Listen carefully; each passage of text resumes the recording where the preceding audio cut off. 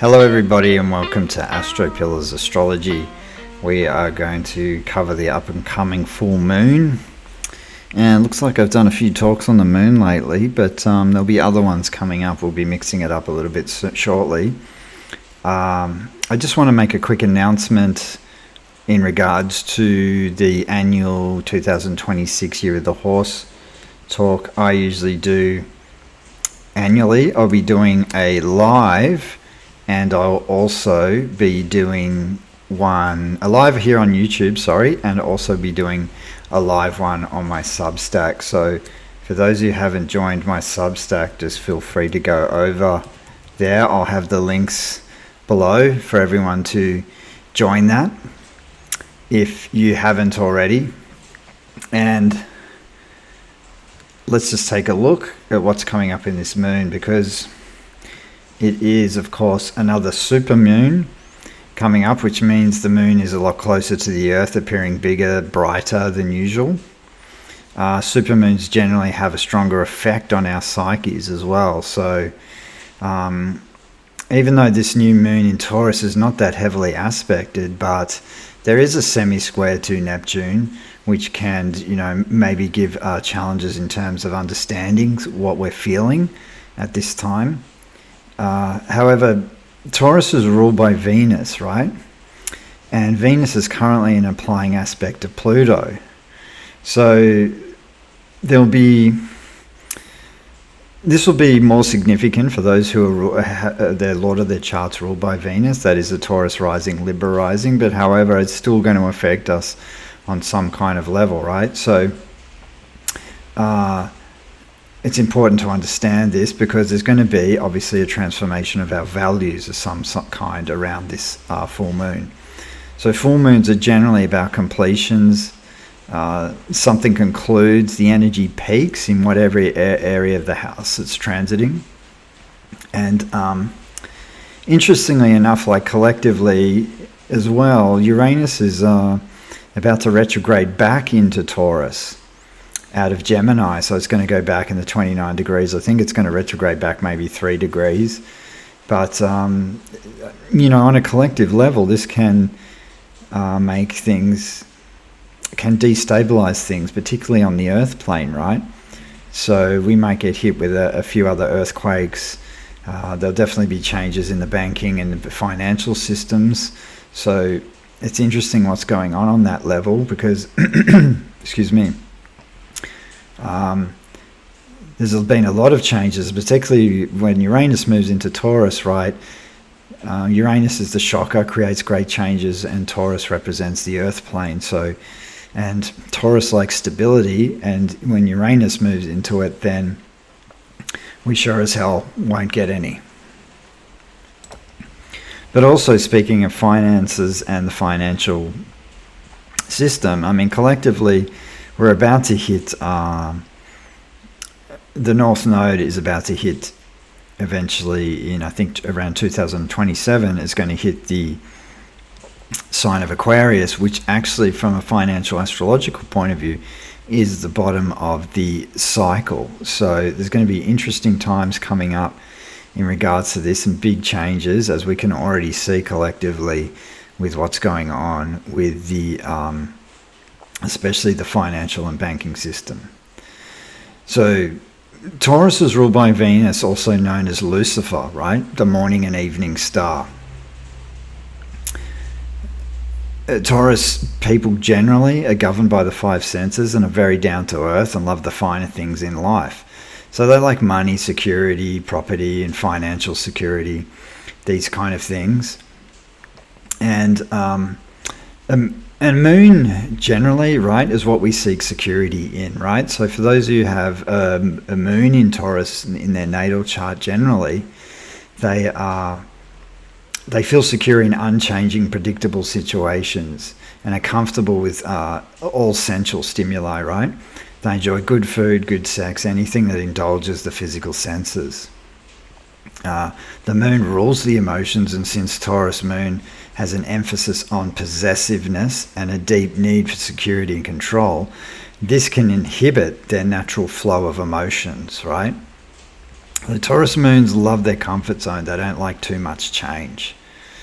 But so probably more from a medical point of view, because Taurus rules the throat, has a connection to the thyroid function, these kind of things. And if the emotions aren't expressed so well, then it can lead to stagnation around the throat issues, the throat chakra, so to speak. But from a Chinese medical point of view, what this does is it calls what they call a pattern called plum stone throat, which is a lot of phlegm, congestion, constant clearing the throat. Or sometimes when you swallow, there's like a stone feeling every time you swallow around this situation, right? So one of the key cell salts, which I always talk about on my channels for this kind of thing, is natrium sulfate. It's one of the key salts for clearing phlegm, congestion around the throat, because particularly it moves the liver qi. And the liver energy, if it's not conducted properly, the liver meridian runs through the throat. So this can be affected. And also this does affect Taurus types constitutionally, because Nat Sulf is one of their salts that they need to consider taking. Now, I always like to look at the decans in astrology, and the decans are always connected to the tarot. And as most people know, the tarot and astrology are deeply connected. So this full moon is connected to the second decan of Taurus, right? And the potential of the six, which is known as the six of Taurus. So the potential of the six of Taurus relates to material success. It actually rules self-confidence, charm, independence, and imagination are the four pillars of this moon, right? Because the frequency of this card is actually connected to the moon. So you can expect intuition and imagination to be vivid and active at this time. Probably more heightened than usual, I'd say. So the quality is earth in a practical sense. And generally the Taurus 6 payoffs can be received around this full moon, right? So the rewards can come in from business and enterprise. It can be a flourishing time. There can be sound investments that give a solid foundation, which the Taurian loves, right? And it can also indicate a good caring person who seeks to help others in needs due to its connections to the moon, right? Because the moon primarily is the caretaker, and the frequency of this card is the moon. So there is a kind of caretaking role when it comes to this card. So because Taurus is ruled by Venus, it's important to pay attention to the placement of Venus during this full moon. So Venus is making, at the moment, an applying aspect to Pluto. So this Venus-Pluto dynamic is well worth mulling over and considering. And so Venus is squaring Pluto at the time, so there can be strong attractions, great chemistry, intense magnetic attractions to people who are potentially not right for us, right? But so at this time we can be attracted to toxic people, especially if we haven't sanitized our own psyche, right? If we haven't done our inner homework, our shadow work, or become psychologically unhygienic, then you're more likely to attract a monster, right? But on the flip side of this, right, on the other hand, this aspect can challenge us in our personal relationships to deeply transform our values to allow deeper levels of intimacy, right? And for those people, right, who have done that kind of homework and are really looking for a deep, profound connection, this can kind of happen. So it's not all doom and gloom, but it is a difficult, because when we're dealing with the archetype of Pluto, right, we're dealing with strong, the unconscious, which can be quite compelling and powerful. So, it's a powerful dynamic we've got going on here. So Venus is in the late degree of Libra. It's around 28 degrees at this moon. And 2 days after that, it'll move into the sign of Scorpio, which will be in detriment or exile. So what I've done is, for the sake of going over the 12 rising signs in this, I have just considered because 2 days after Libra it happens, it's just on outside the cusp of each house, so I've just pulled it into the next kind of houses, because it will already be reading into that energy anyway. And so, but what I really want to say here is probably important for everyone to understand is really the key words to mull over for the Venus-Pluto aspects, right?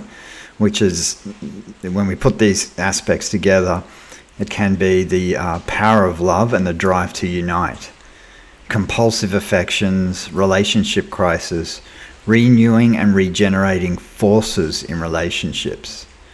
Can manifest as beauty and power, beauty and the beast, Eros and Thanatos in the mythologies, the Greek mythologies, desire and death, destroying what one loves, money and power, and transforming appearance.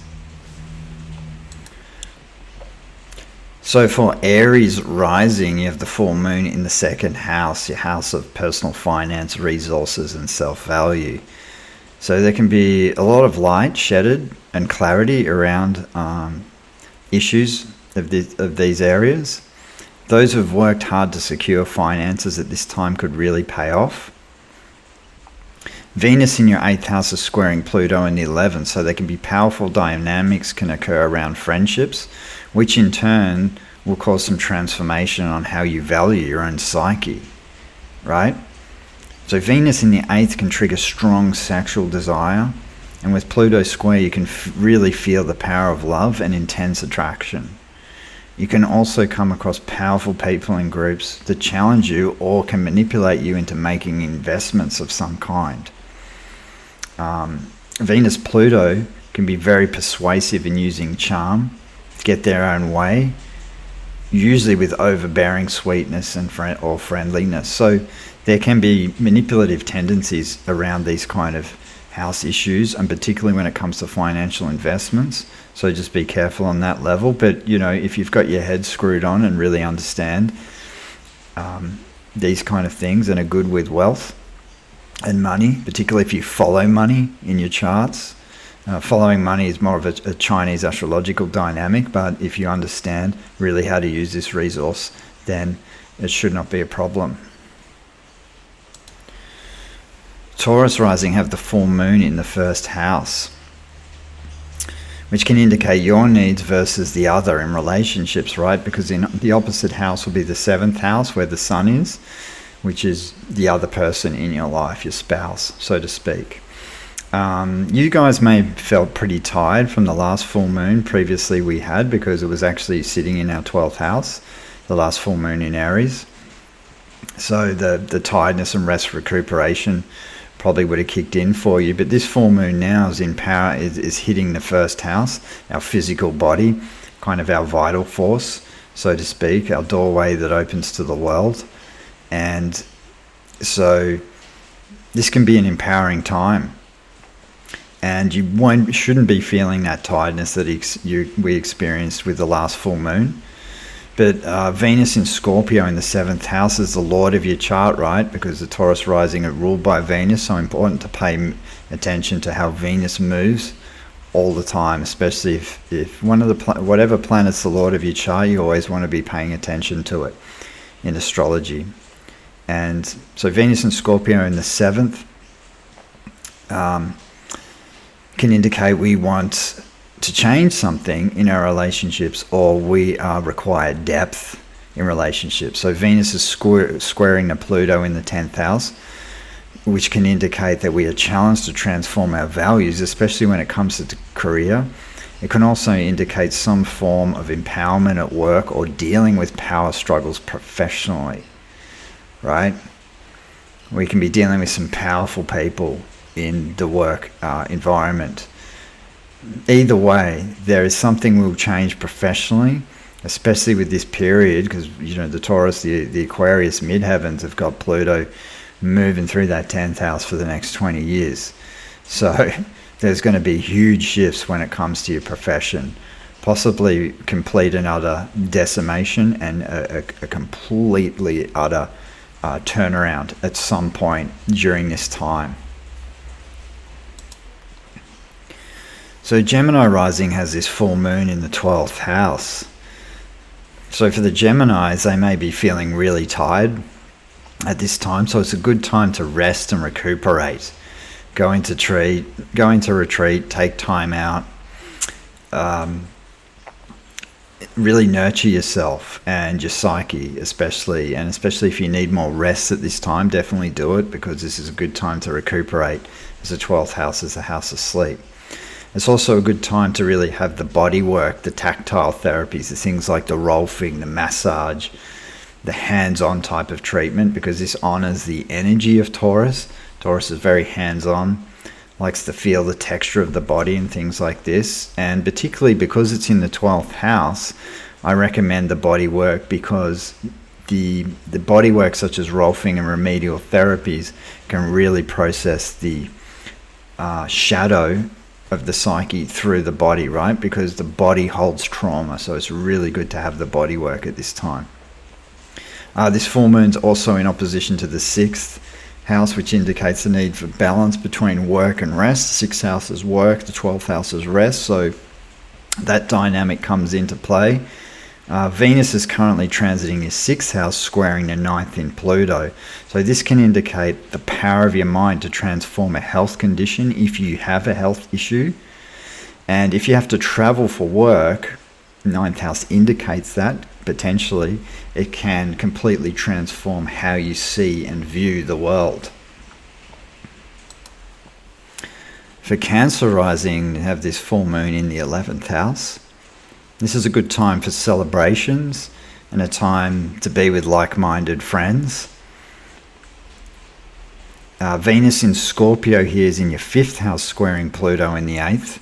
So Venus in the 5th squaring Pluto in the 8th can give powerful attractions to someone, or a romantic situation. 5th house being all about romance. The Pluto, the 8th house, giving rise to really intense attractions to others. Make sure you've done your inner homework at this point, so you don't attract a creature, right? Or a malignant narcissist, right? It's very important. A transformational time, no doubt, for romance, which can lead to a complete regeneration and change of self. The 5th house is the house of children, so it can indicate transformation when it comes to values to your children. The way you treat children at this time can have a powerful effect on them, so be mindful of this, right? It can also be a powerful time where we can be obsessed with a creative project of some kind. Pluto in the 5th can give relentless energy to complete projects, a creative project of some kind. There'll be a ruthless, maybe even obsessive energy to really complete something at this time. Leo rising has this full moon in the 10th house. This is where you can see the fruits of your labors, actually, particularly in terms of profession, from the last new moon in Taurus.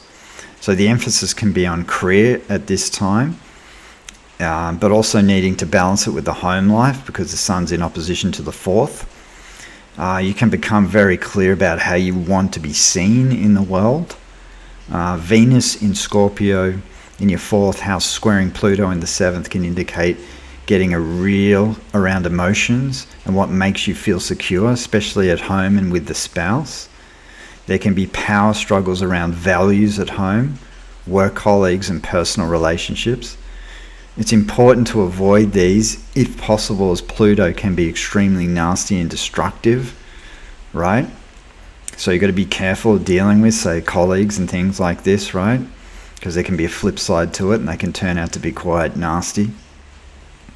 Emotional intensity and deep connection is craved in relationships, right? So if it's not received, then there's a high chance it will not last. So as we know with Pluto, it offers nothing short of the superficial. Virgo rising has this new moon in the 9th house, so there can be a completion of study at this time. Connections with someone abroad, or delving into higher educations of philosophies of some kind. This time too, the mind is bright, right? So there can be good clarity around the mindset during this full moon, and possibly plans of travel. Venus will be transiting the third house in Scorpio, squaring Pluto in the sixth, transforming ways of communicating, marketing, and network in connection to the workplace. Your values in the workplace may get challenged at this time, and you may be sensitive to powers and subversive manipulations in the work environment. Anything to do with Pluto in the sixth, you need to be careful of bullying in the work environment. So it can be, for those who, especially when it comes to Venus and the squaring to Pluto, so you really want to make sure your self-esteem is in check, so you have the ability to really assert yourself in these kind of situations. This will be the challenge. I'm not saying this will happen to everyone, but I've noticed this a lot during consultations, where people with prominent transiting Pluto have been victim of this, some real kind of demonic creatures in the workplace.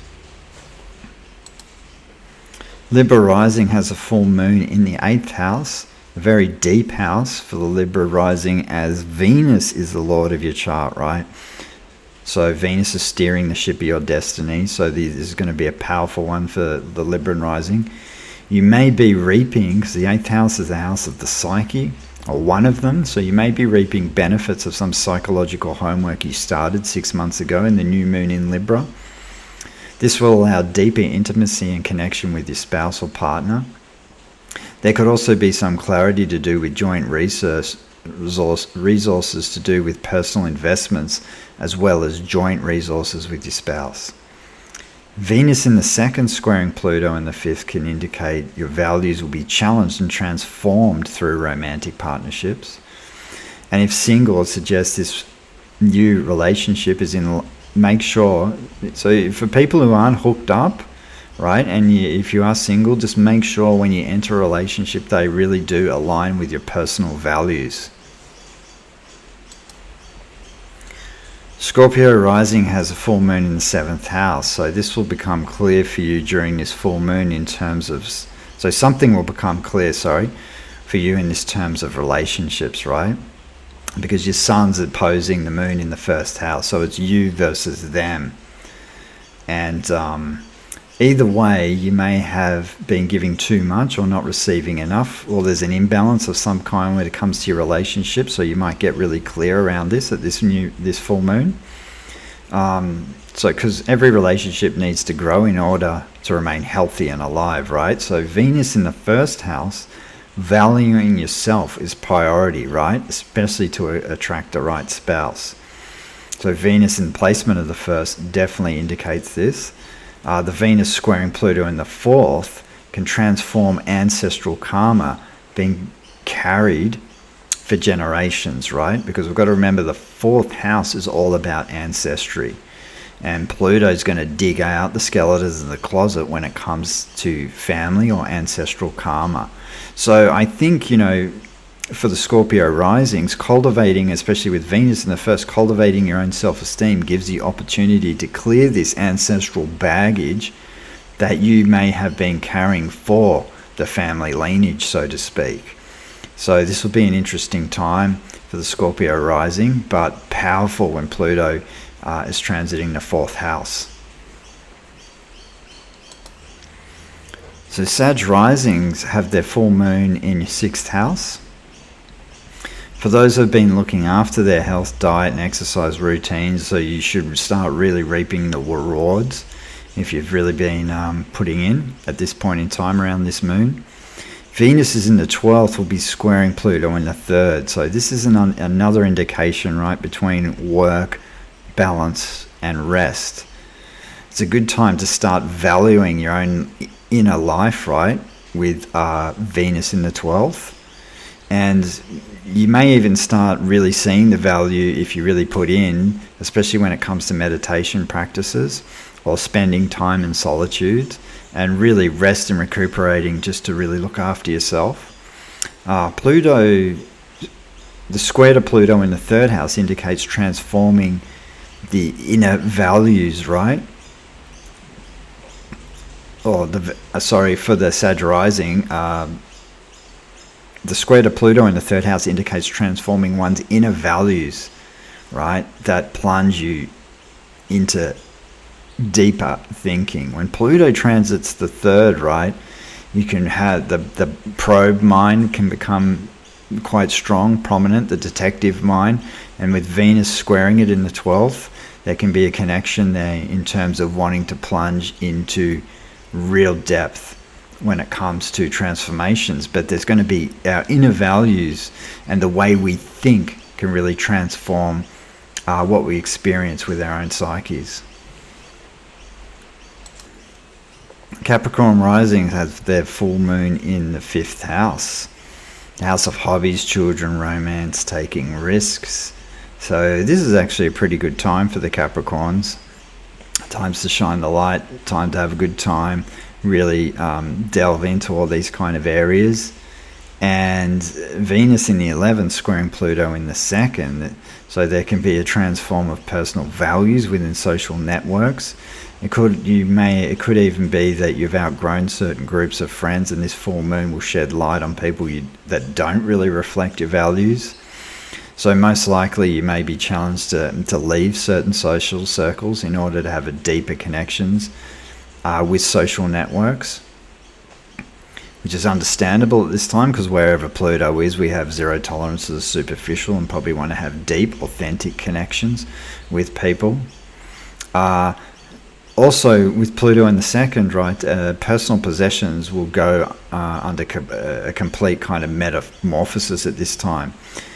And so there could be possibly some losses, or where you have to build yourself up.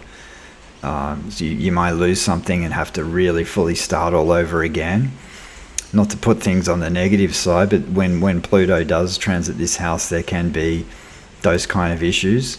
But that doesn't mean you're not going to be comfortable financially. It just might mean you may have to experience some incredible metamorphic changes. And they, if we do lose these kind of things, then it will be a real test of how we value ourselves and our own self-esteem. Aquarius rising, we have our full moon in the 4th house, the root of the birth chart, the base of the birth chart, connecting to family and ancestral roots. So this full moon will be based on emotional security and the home. So Venus in the 10th, squaring Pluto in the 1st. This is a powerful time for Aquarius rising, depending on what degree your Pluto is in on your ascendant, right? But it's definitely a deep time, because when Pluto transits or is on the ascendant or enters the 1st house, but particularly on the ascendant, we never look at the world the same way again. And this can be one of those aspects actually that happens, especially with Pluto going in the ascendant, where we can actually feel the real physical changes in our body. But not only that, our whole physical appearance can completely and utterly transform. And I've actually seen people when they've had this Pluto going over the ascendant that I didn't see for years, and then they came in and I caught up with them again, and I actually didn't even recognize them. They looked physically different. So this can really happen when Pluto is in the 1st house or right on the ascendant point. And you tend to not really look at the world in the same way again. So whatever changes you've made with your appearance or image could potentially transform and really test people's values actually in the workplace, right? Because it's squaring Venus in that 10th house. So Pisces rising has your full moon in the 3rd house. So something comes to completion through understanding and logic, through teaching or taking a short course of some kind. Venus in Scorpio in the 9th house squaring Pluto in the 12th. So there is something about your belief system that's shifting and transforming. And so your values and philosophy of life can be or will be challenged to transform with Pluto in the 12th. That's for sure. And in connection with Venus in the 9th, but there can also be a strong unconscious drives that will be pushing you to transform the mind in a way that will completely transform your values and how you perceive the world. This is a really, really powerful time, actually, in terms of psychological transformation for the Piscean rising. And I'd just like to end that there with the moon in Taurus. So I hope it's a good one for everyone. And yeah, like I said, feel free to join my Substack and join my annual Year of the Horse talk I do for 2026. And I forgot to say in the beginning, definitely if you want to comment below and leave your date of birth and time, or DM me directly, you can do that on my website, you can do it on my Instagram page, or you can DM me on Substack. For those who want to have a brief reading, which I do just from a Chinese astrological point of view, for the annual Year of the Horse. So stay tuned for that, and thanks for listening, and we'll be back with more astrological subjects coming your way.